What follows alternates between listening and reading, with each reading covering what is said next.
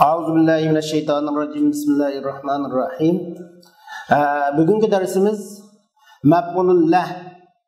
Yani bunu mef'ulullah desek mi buludu? Mef'ulun li eclih desek mi buldu? Mef'ulun min eclih desek mi buldu? Bazı kitaplarda mef'ulullah dep geldi. Bazı kitaplarda mef'ulun li eclih dep geldi. Bazı kitaplarda mef'ulun min eclih dep geldi. Hemmisi o'xshash. Uyg'urcha ma'nosi sabab maqsad to'ldiruvchisi degan bo'ldi. Endi mef'ulullah nimalardan keladi? Mef'ulullah nima uchun keladi? Uni i'roblari qanday bo'ladi degan savollar bor. Mef'ulullah mansubat babidan bo'ladi. Ya'ni bu mef'ullar biri nasb qiladigan so'z, mansubat tushuntirishlar qilgan ismning qatorida hisoblanadi. Endi mef'ulullah nimadan maydon keladi desa, mef'ulullah nasba qiladigan mef'ulullah chuqum buningda 4 tane şart kelidir. Birincisi masdar bo'lishi kerak. İkincisi o masdar ma'lum illatni bayon qilgan bo'lishi kerak. Üçüncüsü o masdarning vaqti bilan masdardagi vaqti bilan masdarning ma'lum bir davr yuz bergandan keyin ikkisiniki davri bir bo'lishi kerak, omilning davri bir bo'lishi kerak.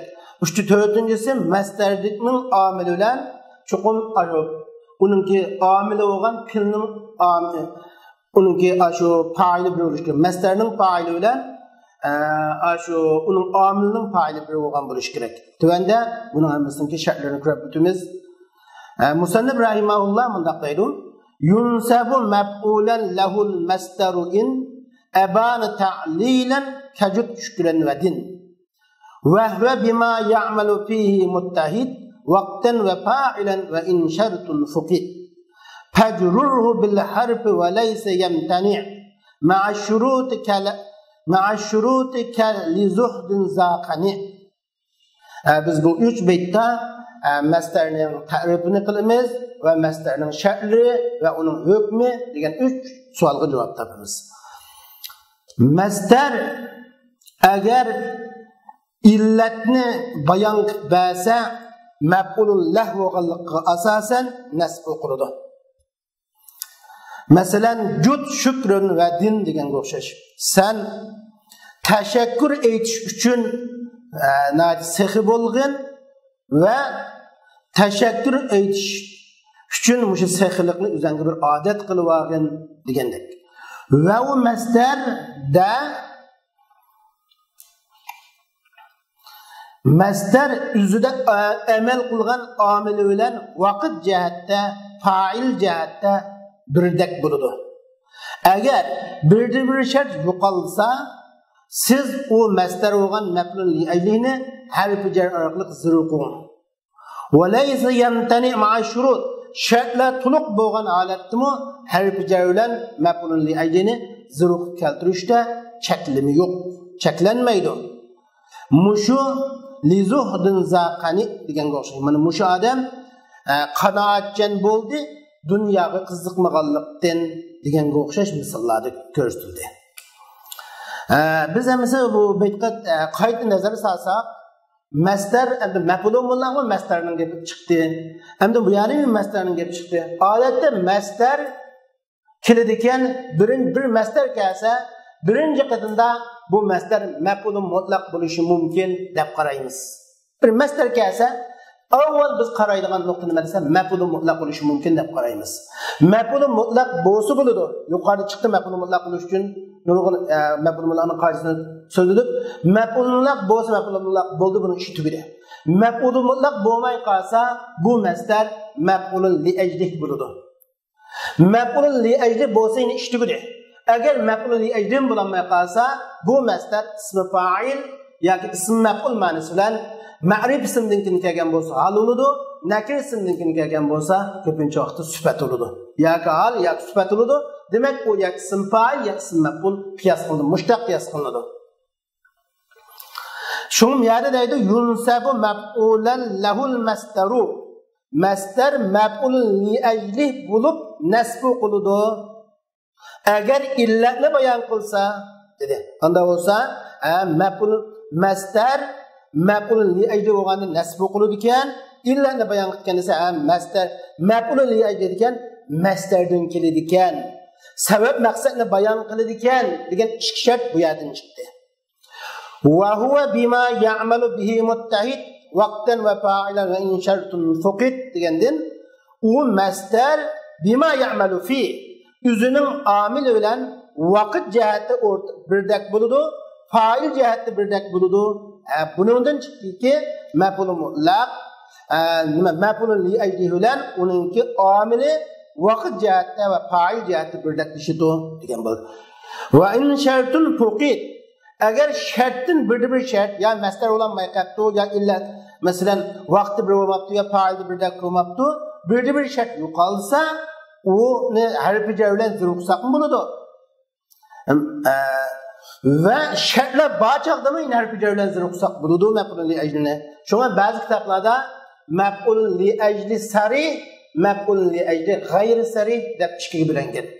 Maf'ulun bi g'ayri sarih degan nima desa, o'sha harfi jar bilan birga kelgan maf'ulun illat ma'nosini bildirgan, harfi jar bilan birga kelganni maf'ulun li ajli g'ayri sarih deb o'tgan. Oshkori zibar o'qilib kelgan ham illat bildirgan bo'lsa, to'rt shart tepilib, o'sha maf'ulun bi sarih deb o'tgan. Anda bo'lsa biz misol ko'rib baqsak, misol ko'rsak. O'sha yerda masalan rag'batan degan so'zni misol qilsak bo'ladi. Mesela rag'batanni misol qilsak, qiziqish degan ji'atu rag'batan fik, men san qiziqqanlikdan keldim.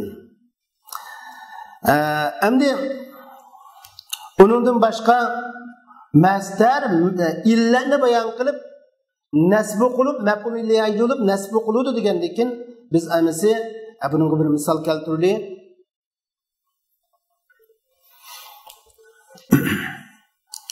Ja'a Khalid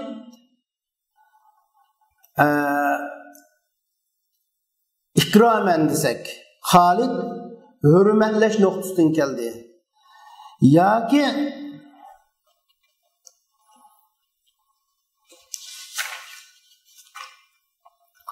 Ci'tu rağbeten fik sana kızıkkallıktan geldim desek rağbeten masdar. Kiliş sebebini bildirdi. Anda da qiziqish vaqti bilan kelgan chaq chiqisi billah.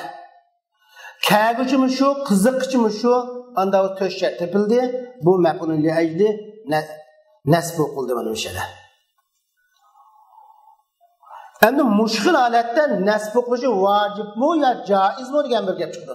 Mush to'liq shartlar tepilganda nasb qilish joiz, ammo kasr qilsin bu tarbi bilan rag'bat ji'atu li rag'batin fik min rag'batin fik deganga o'xshash bunda kelsin bo'ladi.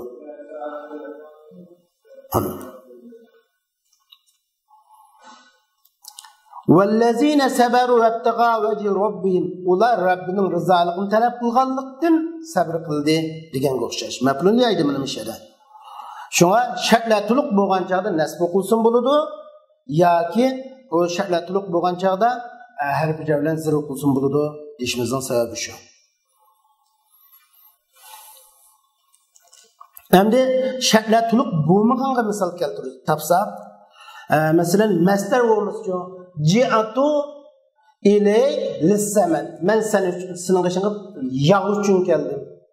Yoki lis-saman pul uchun keldim desak, pul uchun keldim desak, men saman bu nima emas? Masdar emas, çünkü harfi jar bilan zir qilib keladi. Masdarlik bu qoldi. Endi ikkisining vaqti bir bo'lsin, vaqti bir bo'lmasa bo'lmaydi. Masalan, misal olsak, ji'atu yoki ji'atu ila Misri lil ilmi desak, men Misrga keldim, ilim uchun desak, kelish bulab bo'ldi. İlim eliş bunundan kin buludu. Anda olsa masdarning şirket yüz buluş vaqti bilan filning şirket amilning şirket yüz vaqti o'xshamadi. Kelish o'tgan zamonda kip bo'ldi, o'tgan zamonning oldida og'izdan chiqqan vaqtni qatag'animiz, og'izdan chiqqan vaqtning oldin yuz bergan ish o'tgan zaman, kinni yuz bergan kelgan zaman shu vaqt yuz berayotgani hozirgi zaman bo'lgandan keyin ji'atu ilay lil ilmi. Endi misha ji'atu ji'atuka ilmen degili olan dese bulmaydı. Demişka çünkü men senin kaşınga ci'atu ila Misri ilmen deşti bulmaydı. Demişka ilim mef'ulun mutlaq bolsa mu nasb oqlanmaydı. Demişka masdar bilan ikisinin zamanı oqşamaydı. İlimni Misrga kelgandan keyin oladi. Anda olsa anın kilişni ibadet şarkıtlarımız tügüdü. Ama azhabu ila Misri ilmen degili bo'ldi. Men Misrga boraman. İlim üçün ise bununkin barmoqchi va ilmni bununkin o'rganmoqchi. Bu jam nasb o'qiladi mana chiqsin fa'ili bir vaqti bir bo'ldi. Endi shundaqla hozirgi misolda vaqtini ber, ham illatni bildirdi, ham masdar ulab keldi ilm, ham ikkisinki ilm bugunish vaqti bilan kelish vaqti kelgan zaman ham fa'ilni o'xshash chiqsin fa'ili bir. Ammo fa'ili bilan nemesi fa'il masdarning fa'ili bilan amilning fa'ili bilan o'schu yaji'u Muhammad ila Misr li ilmi ibnihi Muhammad Misrga borib keladi o'g'li ilm o'rganish uchun desak ilm o'rganish uchun uning o'g'li Misrga kelgan uning dadasi anda bo'lgan ikkisining amili fa'ili bir bo'lanmidi shunlashqa bir nasb qolmaydi deymiz. Ama yuqoridagi shartlar to'liq bo'lgan astimı har bir joy bilan zir o'qsaqmi bo'ladi. Bu bir. İkinci birisi maf'ulun mutlaq, maf'ulun li ajli bizning omilining oldiga keladi, hamda kelanmam bo'lsa li zuhdin zaqani. Bu odam dunyoga qamrig'bat bo'lganlikdan qanoatchan bo'ldi desak, mana li zuhdin deb maf'ulun li ajli oldiga keldi. Maf'ulun li ajli omilining oldiga keladi degan bo'ldi. İkinci birisi maf'ulun li ajlining amili maf'ulun li ajli tashlansa bo'ladi desa ba'zida uni tashlanma keladi. Endi navbatda maf'ulun li ajli qanday chaqda zibar o'qilib keldi, qanday chaqda zir o'qildi buni kirib bo'lgan bo'lsa, maf'ulun li ajlining istimoli uch xil bo'ladi. Maf'ulun li ajli aniqsiz keldi. Masalan, biz misol bayon qilsak, odatda misol qaraydigan bo'lsak, zarabtu zaydan ta'diban. Mana bu nakira maf'ulun li ajli uch xil keldi.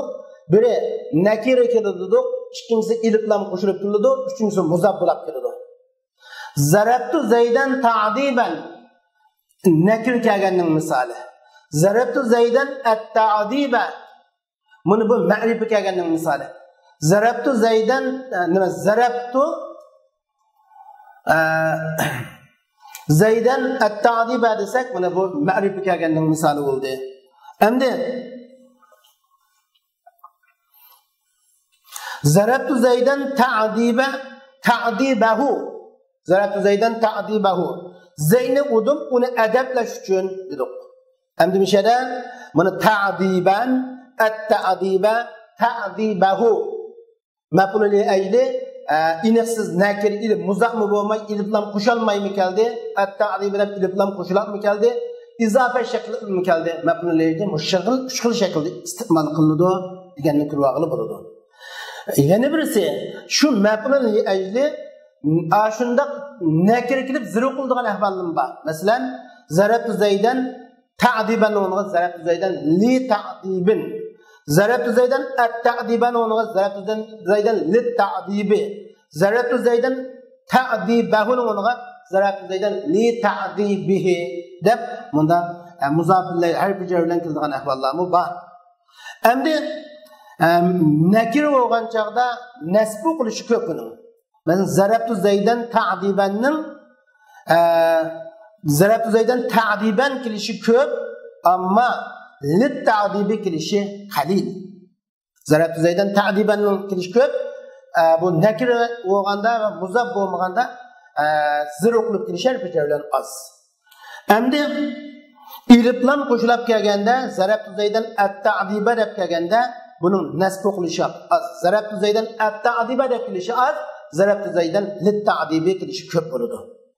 Endi maf'ulun li ajli izofa shaklini kelganda desa sava o'xshash. Zarabtu zaydan ta'dibahu zarabtu zaydan li ta'dibihi bu barabar birisi ko'p birisi ozliq masala aslan mavjud emas buningda. Shu bu haqda musannif ikki misolni o'tirib qo'ydi. Bu ikki betnikda umuman bu misollarni keltirishdan maf'ulun li'ajli oxirlashdi. Wa qalla an yashabahu al-mujarradu wal aksu fi masub al wa anshadu la aqudul jubna anil hayja'i walau tawalat zumarul a'da'i deganga o'xshash. Endi bu iliplamdan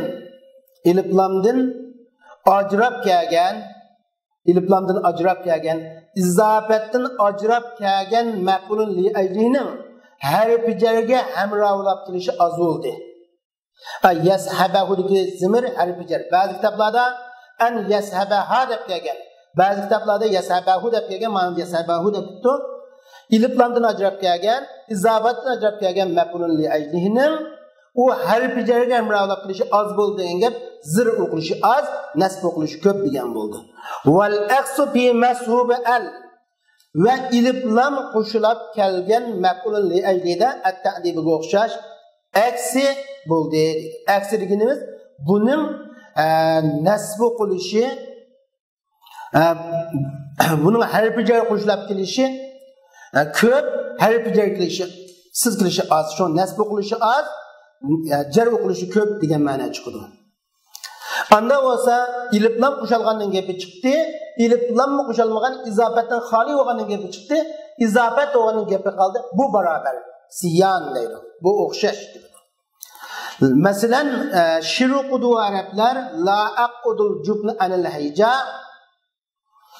Men urushdan qo'rqqanlikdan o'ltirib qolmayman, garchi dushmanlar to'pi orqama orqa kelsin. Düşmanlar cemaati arqa kelgan taqdirdimi urushdan qo'rqqanlikdan o'ltirmayman deb. Misal al-jubna buni maf'ul li ajli iliplamlik keldi, nasb o'qilgan bo'ldi. Bu bor, lekin az bunda holat qilish uchun ziruqlish ko'p deymiz. Va undan boshqa nurg'un oyatlar bor. Yaj'aluna asabi'ahum fi azanihim min as-sawa'i qadar al-maut. Misal ular müşrikler, kafirler güldürmamının cihetinden ölümden qo'rqqanlikdan quloqlariga barmoqlarini tiqib oladilar ular. Endi mishadan minas savaiq maf'ulun li ajli. Endi mishadan hazral maut bu maf'ulun li ajli. Meda minas savaiq mana bu harfi jar bilan kelgan güldürmamının cihetinden kelgan.